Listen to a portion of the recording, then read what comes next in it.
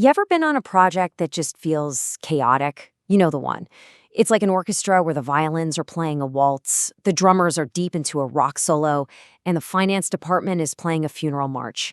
It's just pure noise. So the big question is, how do you take all of that potential, all that noise, and turn it into a beautiful, synchronized performance? How do you actually get from chaos to harmony? Well, that's where a discipline called project integration management comes in. And honestly, the best way to think about it is as the art of conducting. It's the skill of coordinating all the different pieces of a project, making absolutely sure every single part plays together as one cohesive whole. This is where the project manager steps up to the podium. They are the project's conductor, and their most important job isn't just ticking off tasks, but unifying this entire orchestra, all the different teams, the competing timelines, and of course, the limited resources. Now, what makes integration management so special?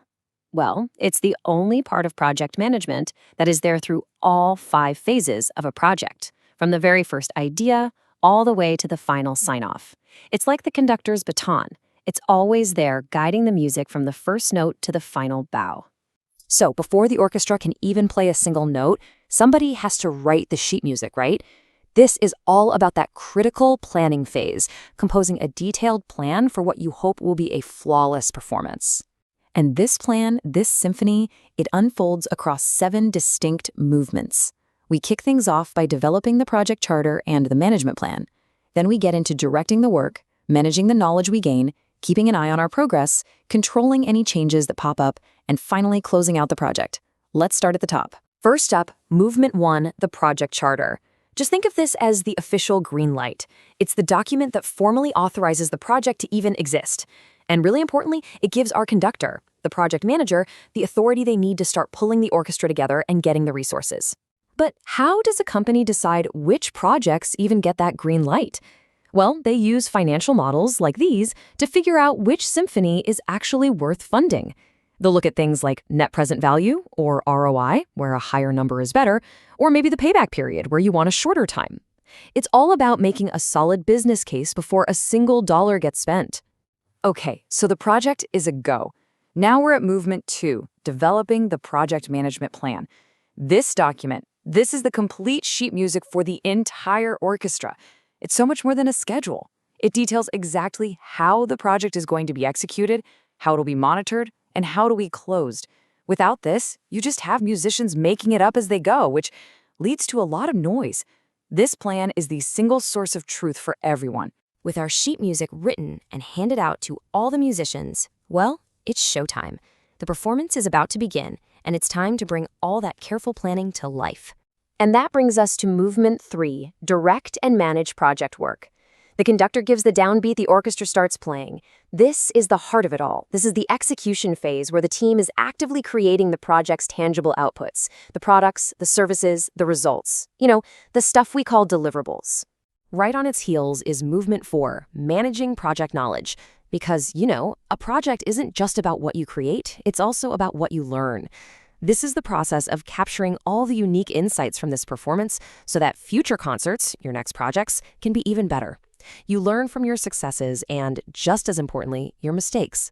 And this knowledge, it really comes in 2 flavors. On the one hand, you have explicit knowledge. That's the sheet music, it's the stuff you can write down in manuals, documents, procedures.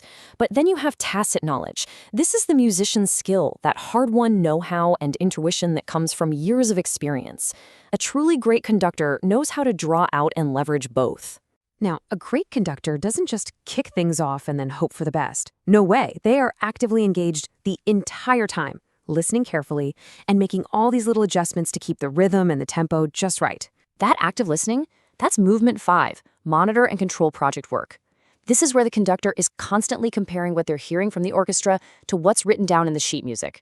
The whole goal here is to track the actual progress and spot any variations from the plan before they turn into a huge problem. But what happens when you do spot a problem? Or what if a great new idea comes up? That brings us to Movement 6, perform integrated change control.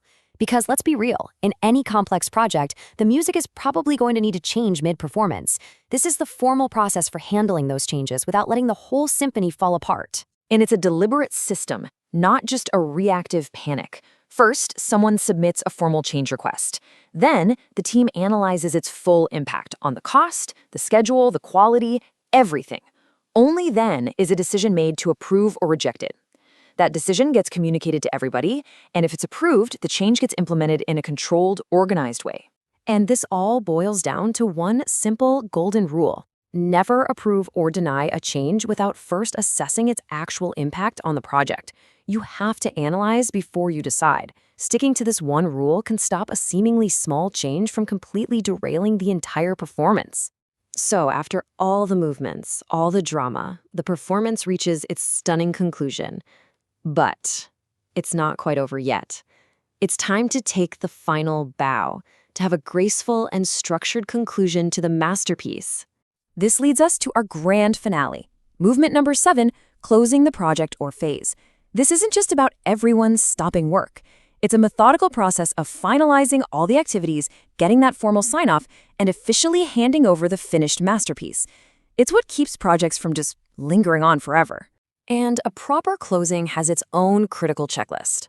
You have to formally hand over the final product, you finalize that super important lessons learned document for the next project, you officially release your team so they can move on to the next concert, and you make sure all the contracts are closed out.